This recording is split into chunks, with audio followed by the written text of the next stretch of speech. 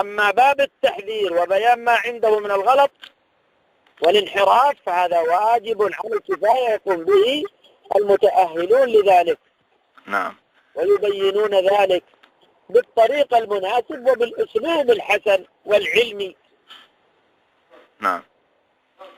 طيب شيخنا الشيخ ربيع حفظه الله والشيخ أحمد بازمول والشيخ حفظه الله والشيخ أبو بكر يوسف العويسي حفظهم الله حذروا من الصادق الغرياني، هذا الآن اللي له منصب الإفتاء في ليبيا.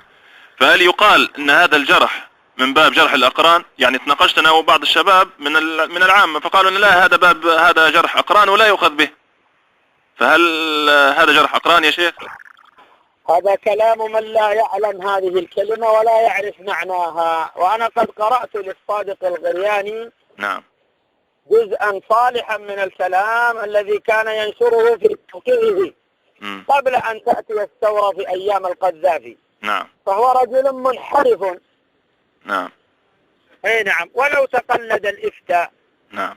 ما دام على هذا فهو منحرف عدو لدود للسلفية وللدعوة السلفية. والله يصف ولو تقلد الإفتاء. نعم. الله يصف السلفيين يا شيخ بأنهم متشددين ومتعصبين. نعم. يصف السلفيين الصادق الغرياني يصف السلفيين بأنهم متشددون ومتعصبون. أنا رأيت له أكثر من ذلك. نعم. قرأته في موقعه لا قاله لي فلان ولا فلان، وإنما رأيت ذلك في موقعه الرسمي. نعم. من كتاباته وتواليفه. نعم. مما يدل على أنه منحرف، وانحرافه لا يرفعه عنه كونه تولى في هذا الوقت.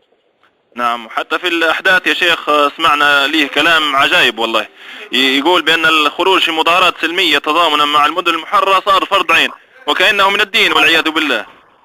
عاد أضيف هذا على ما تعلمونه أنتم. نعم. طيب شيخنا جزاك الله خير. نسأل عن